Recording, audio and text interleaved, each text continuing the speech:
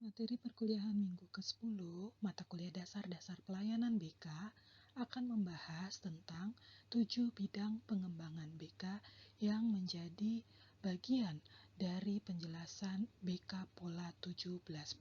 Silakan disimak.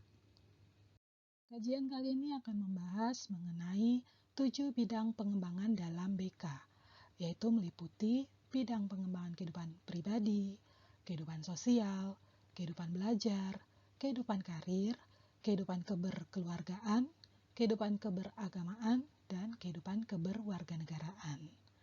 Namun, sebelum kita bahas lebih lanjut, perlu dipahami dulu bahwa 7 bidang pengembangan BK juga merupakan salah satu unsur yang ada di dalam BK Pola 17+. Apa itu BK Pola 17+? BK Pola 17+ pada dasarnya merupakan suatu model atau pelayanan bimbingan dan konseling yang diperkenalkan pertama kali di Indonesia, khususnya ketika itu adalah di sekolah. Adanya BK Pola 17+ ini menjadi acuan bagi para guru BK dalam melaksanakan pelayanan BK di sekolah. Dengan adanya BK Pola 17+ inilah perkembangan BK di sekolah menjadi dinilai mantap pelaksanaannya. Dalam perkembangannya, saat ini berkembang juga model pelayanan BK yang lainnya, yaitu antara lain ada yang dikenal dengan BK komprehensif dan juga ada yang dikenal dengan BK POP. Pada dasarnya, kedua model atau pola pelayanan BK tersebut tidak lepas dari makna yang terkandung di dalam BK Pola 17+. Jadi artinya pada dasarnya sama saja model atau pola pelayanan BK komprehensif dengan BK POP dengan BK Pola 17+. Hanya saja berbeda istilah, berbeda penempatan, gitu ya. Namun demikian di mata kuliah dasar-dasar pelayanan BK ini akan dipelajari mengenai model atau pola BK Pola 17+, karena dinilai yang paling komprehensif, yang paling lengkap, dan paling mendasar. Untuk itu, mari kita simak terlebih dahulu penjelasan tentang BK Pola 17+.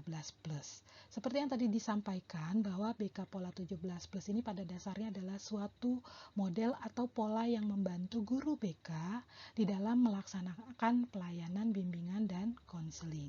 Yaitu bahwa setiap praktisi BK, baik itu guru BK maupun konselor, di dalam mencapai tujuan BK perlu memperhatikan aspek-aspek pengembangan yang harus dicapai di dalam setiap individu yang dibantu. Kita memahami bahwa tujuan pelayanan BK secara umum adalah untuk membantu setiap individu mampu berkembang secara optimal, yaitu mencakup seluruh aspek yang ada di dalam 7 bidang pengembangan, yaitu berkembang dari aspek kehidupan diri pribadinya, berkembang dari aspek kehidupan sosialnya, berkembang dari kehidupan belajarnya, berkembang dari kehidupan karirnya, berkembang dari kehidupan keberkeluargaannya, berkembang dari kehidupan keberagamaannya, dan berkembang juga dari aspek kehidupan keberwarganegaraan. Jadi artinya 7 bidang pengembangan ini adalah turunan dari tujuan pelayanan BK yang pada dasarnya mendorong individu untuk bisa mengembangkan diri secara optimal dengan mengembangkan kehidupan efektif sehari-hari dan mengentaskan kehidupan efektif sehari-hari yang terganggu melalui apa? Melalui upaya menjadikan diri individu sebagai pribadi yang mandiri dan mampu mengendalikan diri. Nah, bagaimana caranya untuk bisa mencapai pengembangan tiap-tiap kehidupan yang ada pada diri individu ini? Yaitu dilaksanakan melalui pelaksanaan 10 jenis layanan BK, yaitu mulai dari ada layanan orientasi, ada layanan informasi, ada layanan penempatan dan penyaluran, ada layanan penguasaan konten, lalu ada layanan konseling perorangan, layanan bimbingan kelompok, layanan konseling kelompok, layanan konsultasi, layanan mediasi, dan terakhir adalah layanan advokasi. Jadi artinya, seorang praktisi BK, baik itu guru BK atau konselor, menjadi hal yang wajib untuk bisa menjalankan 10 jenis layanan BK, dan ketika menghadapi individu yang perlu dibantu, guru BK atau konselor mampu menetapkan jenis layanan mana yang relevan dan yang tepat untuk individu yang akan kita bantu. Bila mana perlu dalam kondisi tertentu, maka pelaksanaan berbagai jenis layanan yang ada 10 dapat juga didukung dengan adanya 6 kegiatan pendukung yang bisa juga dipilih berdasarkan kebutuhan individu yang dibantu. Adapun 6 kegiatan pendukung yang harus bisa dikuasai oleh praktisi BK mencakup kegiatan aplikasi instrumentasi, menghimpun data atau dikenal dengan himpunan data, lalu melakukan kunjungan rumah atau dikenal juga dengan home visit, lalu melakukan konferensi kasus, melakukan alih tangan kasus, dan yang terakhir adalah melakukan kegiatan tampilan kepustakaan. Sesuai dengan namanya, kegiatan pendukung ini dilakukan bila mana praktisi BK merasa memerlukan untuk mengadakan kegiatan-kegiatan pendukung yang bisa mengoptimalkan pemberian layanan BK untuk mencapai keberhasilan. Tentu berbagai jenis layanan dan kegiatan pendukung yang dilaksanakan disesuaikan dengan kebutuhan individu yang dibantu. Demikian penjelasan mengenai BK Pola 17+.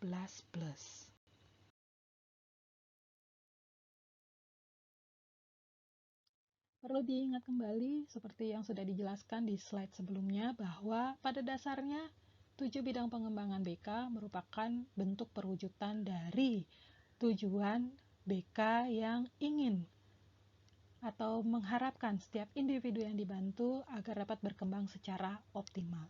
Jadi indikator seorang individu berkembang secara optimal itu mencakup berkembangnya seluruh aspek dalam kehidupannya, baik itu aspek kehidupan diri pribadinya, kehidupan sosialnya, kehidupan belajarnya, kehidupan karirnya, kehidupan keberkeluargaannya, kehidupan keberagamaannya, dan kehidupan keberwarganegaraan.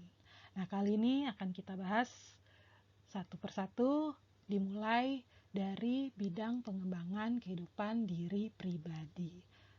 Pada dasarnya, pengembangan kehidupan pribadi menuntut BK untuk selalu berupaya membantu individu atau secara spesifik adalah siswa bila mana pelayanan BK-nya di sekolah, di dalam memahami, menilai, dan mengembangkan segenap potensi dan kecakapan maupun bakat dan minatnya agar juga sesuai dengan karakteristik kepribadian dan kebutuhan dirinya secara realistis. Jadi bicara pengembangan diri pribadi setiap individu itu mencakup segala apa yang ada pada diri individu, baik itu kemampuan secara intelijensinya atau kemampuan intelektualnya, kemudian kematangan emosinya, kemudian arah bakat dan minatnya, kemudian tentang konsep dirinya agar berkembang ke arah yang positif gitu ya.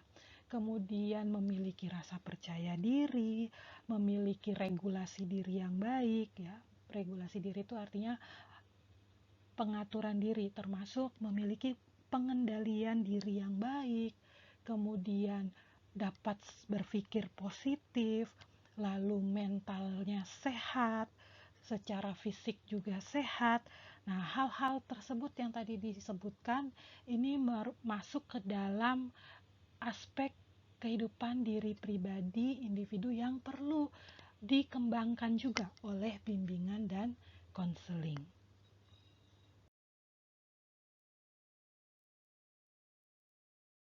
Berkembangnya aspek kehidupan pribadi pada diri individu yang dibantu, yang sebetulnya meliputi cakupan yang sangat luas ya. Namun di slide sebelumnya sudah disebutkan beberapa, antara lain berkembangnya potensi diri, berkembangnya kemampuan intelijensi, berkembangnya kemampuan atau kecerdasan emosi dalam bentuk adanya kematangan emosi, kemudian berkembangnya bakat dan minat yang sesuai dengan kemampuan dirinya, kemudian kemampuan untuk selalu berpikir positif, bersikap asertif, memiliki konsep diri yang positif, memiliki pengendalian diri yang baik, punya rasa percaya diri, punya juga keberanian yang terukur, kemudian punya rasa tanggung jawab, kemudian terhindar dari masalah-masalah mental ya, jadi bisa menjaga kesehatan mentalnya dengan baik, tidak memiliki kecemasan yang berlebih, kemudian juga termasuk bisa menjaga kesehatan fisiknya. Nah, seluruh aspek tersebut dapat juga mendorong berkembangnya pancadaya pada diri individu. Nah, jadi perlu diketahui ya bahwa setiap individu pada dasarnya dianugerahi Tuhan pancadaya atau 5 kekuatan. Nah, ini menurut teori Profesor Prayitno. Apa itu pancadaya? Pancadaya adalah 5 kekuatan yang ada pada diri individu, meliputi pancatakwa, pancacipta, pancarasa, pancakarsa, dan juga pancakarya. Pancatakwa mendorong individu untuk dapat terus meningkatkan keimanan dan ketakwaannya. Jadi mendorong individu untuk terus-menerus beriman dan bertakwa kepada Tuhan. Kemudian pancacipta mendorong individu untuk terus mau menghasilkan suatu ide, pikiran, kemudian gagasan, kemudian keinginan untuk selalu menganalisis, berpikir rasional atau berpikir logis atas segala sesuatu yang ada dalam kehidupannya dan juga dirinya. Kemudian pancarasa mendorong manusia atau individu untuk bisa mengekspresikan atau memiliki perasaan seperti rasa senang, sedih, suka, kemudian kecewa, benci, marah, dan lain sebagainya. Ya, diharapkan perasaan ini bisa terkemas dengan optimalisasi pengembangan kehidupan pribadi.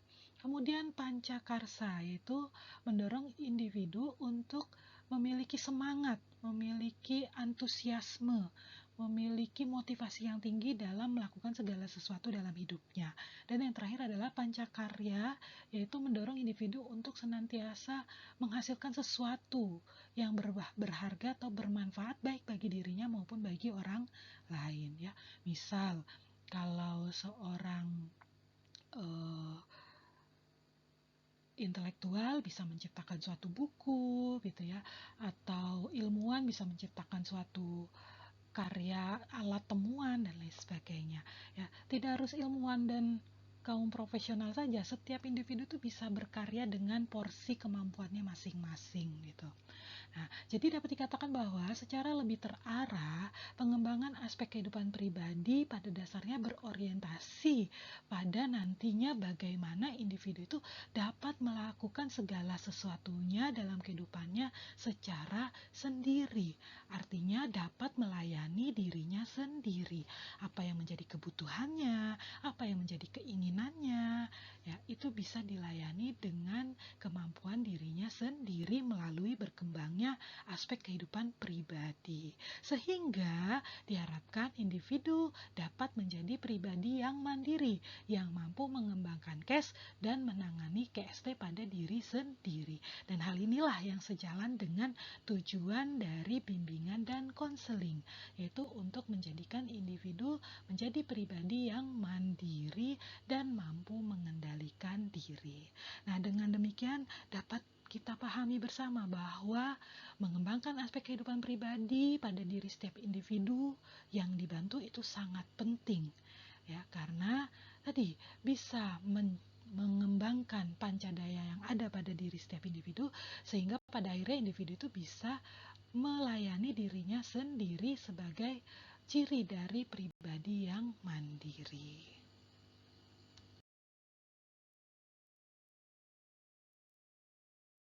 Aspek kedua yang perlu dikembangkan dalam kehidupan individu yang dibantu yaitu mencakup pengembangan kehidupan sosial, yaitu di mana BK harus selalu berupaya membantu individu atau siswa di dalam memahami dan juga menilai serta mengembangkan kemampuan hubungan sosial yang sehat dan juga efektif, baik itu dengan teman sebaya, dengan anggota keluarga, maupun dengan warga lingkungan sosial yang lebih luas lagi.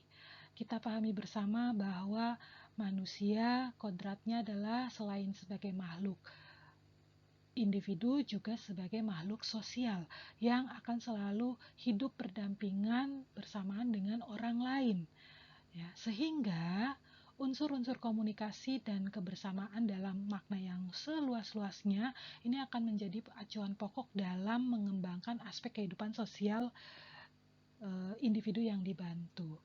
Jadi dalam rangka mengembangkan kehidupan sosial pada diri individu yang dibantu, kita harus memahami bahwa setiap individu perlu memahami pentingnya ya dan juga memiliki nilai-nilai kebersamaan, nilai-nilai toleransi, nilai-nilai rasa saling menghargai, saling bantu, saling tolong-menolong, kemudian memperhatikan attitude, sikap, tindakan, ucapan di dalam berinteraksi dengan orang lain. Nah, itu dimulai dari lingkup paling kecil dulu, yaitu bagaimana interaksi yang terjalin atau hubungan sosial yang terjalin di dalam lingkup keluarga. Artinya antara anak dengan orang tua atau sebaliknya orang tua dengan anak, kemudian juga antara anak satu dengan anak yang lainnya, dan lain sebagainya. Kemudian juga meliputi juga kehidupan yang lebih luas lagi, lingkungan sekolah, lingkungan teman sebaya, kemudian nanti kelak lingkungan pekerjaan ya dan lain sebagainya, yaitu lingkungan sosial yang lebih luas lagi, yaitu masyarakat secara umum.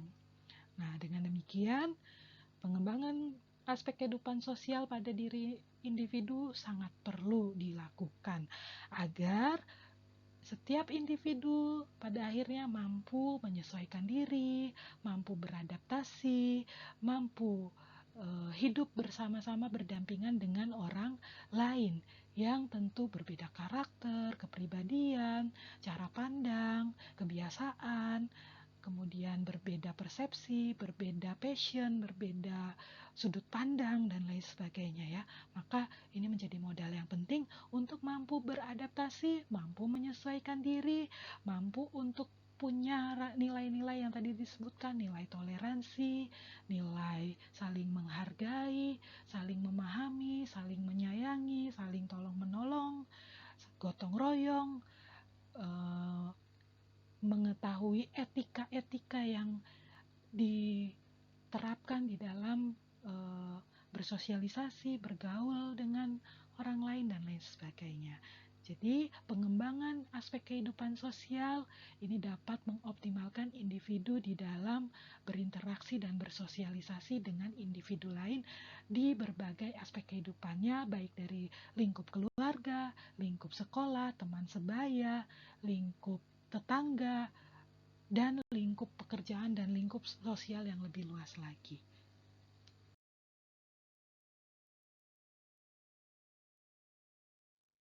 Aspek ketiga yang perlu dikembangkan pada diri individu dalam pelayanan BK adalah pengembangan kehidupan belajar. Pada dasarnya, pengembangan kehidupan belajar tidak secara khusus diperuntukkan bagi siswa di sekolah saja, melainkan setiap individu dari segala usia tetap perlu mengembangkan aspek kehidupan belajarnya, mengingat bahwa manusia sepanjang kehidupannya tidak lepas dari proses belajar. Dalam konteks pelayanan BK di sekolah, maka upaya pengembangan kehidupan belajar diperuntukkan bagi siswa dengan cara membantu siswa agar dapat mengembangkan kemampuan belajarnya, sehingga diharapkan siswa mampu menjalani pendidikan di sekolah atau di madrasah dengan baik, yaitu acuannya dengan diperolehnya hasil belajar yang optimal, sehingga tujuan pendidikan dapat dicapai dan masuk ke dalam kategori sukses belajarnya. Untuk itu, BK perlu mengoptimalkan berbagai jenis layanan dan juga berbagai kegiatan pendukung yang memungkinkan untuk siswa memperoleh pemahaman, kemudian mendapatkan upaya pencegahan dan juga pengentasan masalah yang terkait dengan aktivitas belajarnya. Misalnya, kepada siswa yang mengalami kesulitan belajar, misal karena keterlambatan belajarnya, atau karena masalah gangguan disleksia, dan lain sebagainya, maka pelayanan BK perlu hadir untuk bisa membantu individu-individu atau siswa-siswa tersebut terentaskan dari kesulitan belajarnya. Dalam rangka upaya pencegahan, BK juga bisa memberikan berbagai informasi-informasi yang perlu dipahami dan dikuasai dan diketahui oleh siswa agar tercegah dari kondisi mengalami masalah dalam belajar. Misal, topik tentang pentingnya memiliki motivasi di dalam belajar, pentingnya disiplin dalam belajar, bahaya dari prokrastinasi akademik, kemudian mengenali atau mengidentifikasi kesulitan-kesulitan belajar, memahami tentang gaya belajar, kemudian memberikan tips atau kiat untuk belajar secara efektif, memberikan kiat untuk siap menghadapi ujian, dan lain sebagainya. Nah, dari topik-topik atau tema-tema yang disampaikan tadi merupakan bentuk konkret dari upaya pengembangan kehidupan belajar pada diri siswa.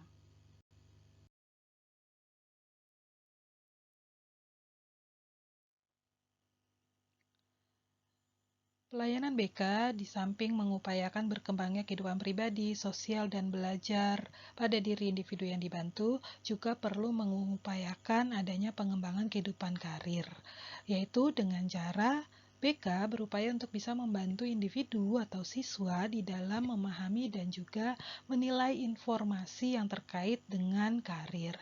Untuk kemudian, berbagai informasi yang diperoleh menjadi acuan bagi individu di dalam menentukan arah pilihan karirnya kelak dan sampai kepada kemampuan mengambil keputusan karir yang tepat, yaitu yang sesuai dengan apa yang menjadi bakatnya, minatnya, kemampuannya, dan juga karakteristik dirinya, sehingga keputusan karir yang diambil didasarkan pada keputusan yang rasional dan realistis.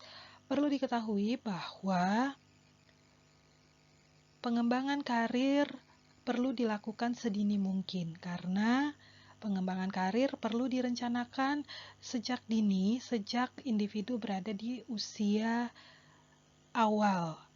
Sebagai contoh, di usia taman kanak-kanak, siswa sudah diperkenalkan dengan profesi atau pekerjaan yang ada di masyarakat. Misalnya, dikenalkan dengan profesi dokter, profesi guru, profesi polisi, profesi pemadam kebakaran, dan lain sebagainya. Hal ini perlu untuk membantu individu untuk bisa mengenali berbagai profesi yang ada dan mulai merencanakan arah pilihan karirnya kelak. Dan hal tersebut berlanjut sampai di tingkat pendidikan sekolah dasar, di pendidikan menengah, yaitu di SMP, melalui arah peminatan yang nanti akan berlanjut kepada pemilihan jurusan ketika di sekolah menengah atas, apakah mengambil kejuruan, apakah mengambil sekolah menengah atas yang umum, sampai kepada kelak memilih pendidikan lanjutan di perguruan tinggi, dan sampai kepada menekuni suatu profesi tertentu. Nah, jadi pada dasarnya pengembangan karir ini sangat penting bagi setiap individu karena salah satu dampak dari pengembangan karir adalah individu dapat memiliki rasa percaya diri, dapat mengaktualisasikan dirinya, merasa dirinya bermanfaat bagi orang banyak, bagi perusahaan, merasa dirinya berharga, dan lain sebagainya. Jadi perlu diketahui juga bahwa bekerja itu tidak hanya sebagai tuntutan, tapi bekerja juga sebagai tugas kehidupan manusia selama di dunia. Jadi sangat penting bagi BK untuk juga mengembangkan kehidupan karir individu di dalam pelayanan BK.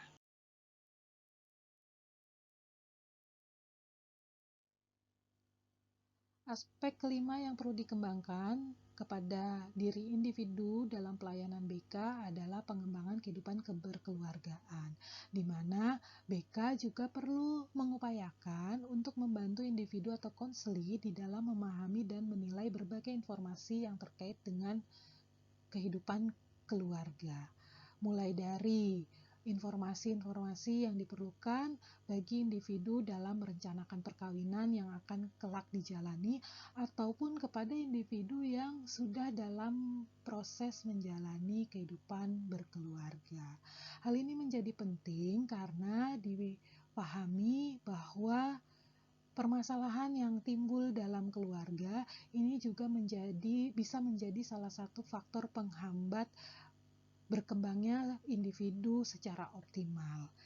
Misal dalam keluarga, kurangnya pemahaman tentang peran setiap anggota keluarga ini bisa juga menjadi pemicu permasalahan di dalam keluarga yang bisa berdampak ke segala aspek kehidupan individu. Misal peran orang tua, peran sebagai anak, bila mana tidak dijalankan sebagaimana mestinya, dapat menimbulkan suatu permasalahan dan dapat mempengaruhi berbagai aspek kehidupan individu, terutama dalam mengembangkan dirinya. Jadi, untuk itu, pengembangan kehidupan keberkeluargaan dalam pelayanan BK menjadi penting. Pengembangan kehidupan keberkeluargaan bagi siswa masuk ke dalam kategori bidang pengembangan kehidupan pribadi, karena pengembangan kehidupan keberkeluargaan bagi siswa masih menjadi tanggung jawab penuh bagi orang tua, karena masih masuk dalam pendidikan keluarga. Jadi bukan berarti pelayanan BK tidak memberikan informasi-informasi yang terkait dengan kehidupan keluarga. Bukan demikian, tetap diberikan, namun ranahnya masuk ke dalam bidang pengembangan kehidupan pribadi.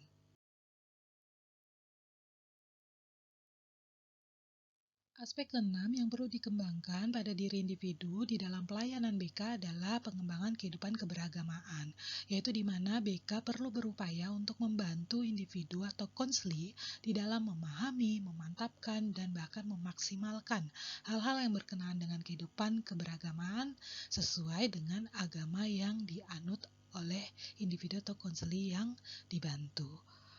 Pentingnya pengembangan kehidupan keberagamaan di dalam pelayanan BK didasari pada pemikiran tentang hakikat manusia. Salah satunya adalah bahwa manusia sebagai ciptaan Tuhan memiliki kodrat, yaitu menjadi makhluk yang beriman dan bertakwa, yaitu meyakini adanya Tuhan, menjalani apa yang diperintahkan Tuhan, dan menjauhi apa yang dilarang oleh Tuhan.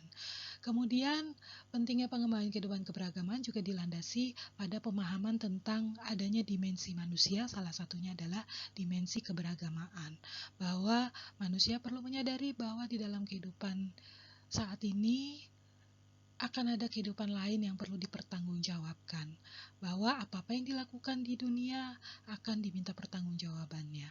Jadi memahami konsep surga neraka, memahami konsep pahala dan dosa, gitu ya, sehingga di dalam kehidupan individu perlu dikembangkan kehidupan keberagamaan.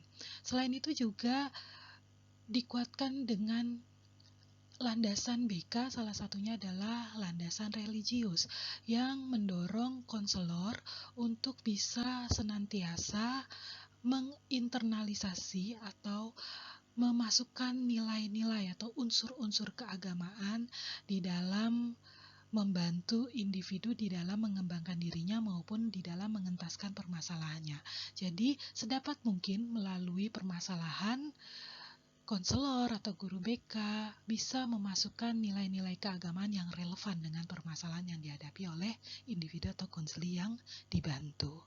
Hal ini juga sejalan dengan tujuan pendidikan, yaitu untuk bisa menciptakan manusia yang memiliki kekuatan spiritual keagamaan.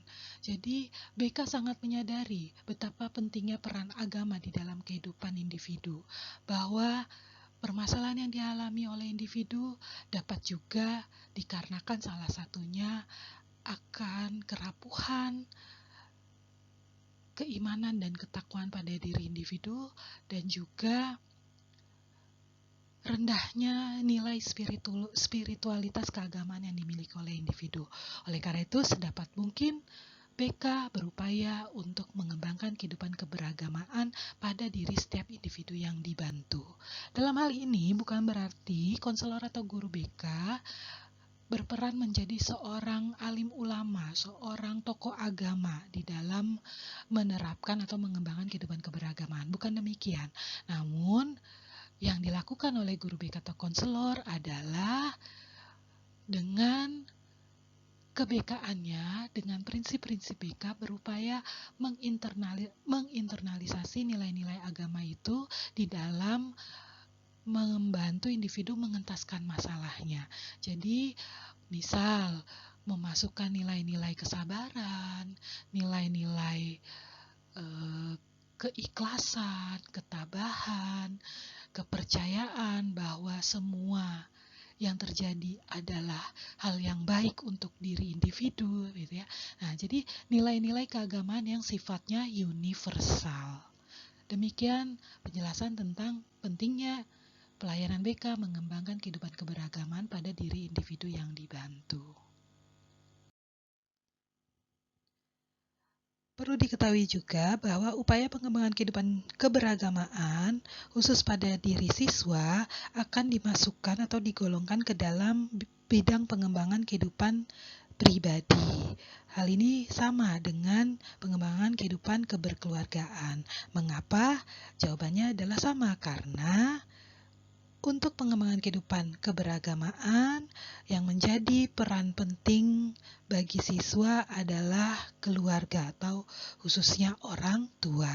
Sehingga untuk pelayanan BK di sekolah, pengembangan kehidupan keberagamaan tidak terpisah secara spesifik, tetapi menyatu masuk ke dalam pengembangan kehidupan diri pribadi.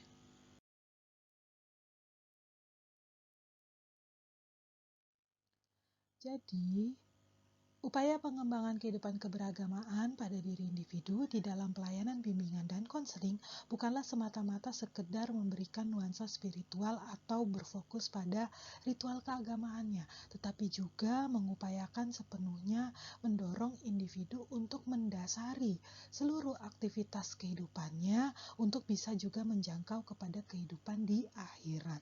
Artinya, apa-apa yang dilakukan saat ini juga diharapkan tidak hanya mendatangkan kebahagiaan di dunia saja, tetapi juga memikirkan untuk kebahagiaan di akhirat.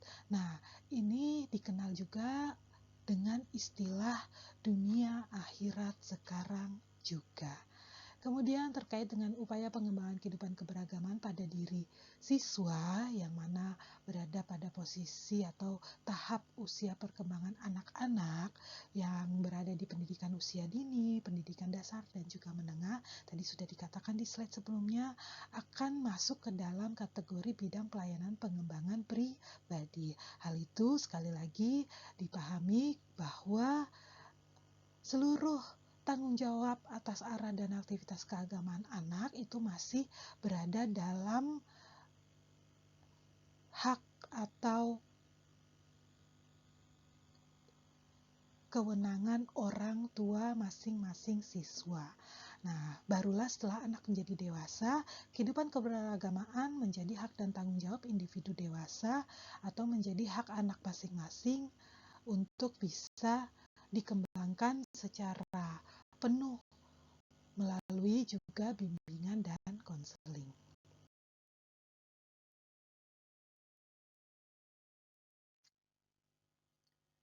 Aspek terakhir yang perlu dikembangkan pada diri individu di dalam pelayanan bimbingan dan konseling adalah pengembangan kehidupan keberwarganegaraan. BK memandang perlu sekali mengembangkan kehidupan keberwarganegaraan pada setiap diri individu. Hal ini dilandasi pada pemikiran bahwa setiap individu dewasa tentu akan memiliki kewajiban, hak, dan tanggung jawabnya sebagai anggota masyarakat dan sebagai warga negara. Sebagai warga negara yang baik, tentu seorang individu perlu mengetahui tentang aturan nilai, moral, dan perundang-undangan yang kemudian semua hal tersebut dapat menjadi panduan hidup bagi individu di dalam hidup bersama dengan masyarakat lain dan memenuhi kewajiban, hal, dan tanggung jawab sebagai kehidupan kewarganegaraan individu tersebut. Maka, pengembangan kehidupan keberwarganegaraan juga menjadi salah satu aspek yang harus dikembangkan untuk bisa dikatakan individu dapat berkembang secara optimal. Kembali lagi perlu diketahui bahwa pengembangan aspek kehidupan keberwarganegaraan khusus bagi siswa akan dimasukkan ke dalam bidang pengembangan kehidupan pribadi. Lagi-lagi hal ini karena untuk penanaman aturan tentang nilai, moral, dan perundang-undangan masih sepenuhnya menjadi hak dan kewenangan bagi orang tua siswa. Demikianlah penjelasan rinci tentang 7 bidang pengembangan, bimbingan, dan konseling. Dan perlu diingat bahwa untuk pelayanan BK khusus di sekolah, bidang pengembangan siswa hanya berfokus kepada 4 bidang, yaitu bidang pengembangan diri pribadi, pengembangan kehidupan sosial, pengembangan kehidupan belajar, dan pengembangan kehidupan karir. Adapun pengembangan kehidupan keberkeluargaan, keberagamaan, dan keberwarganegaraan akan masuk ke dalam aspek bidang pengembangan kehidupan diri pribadi.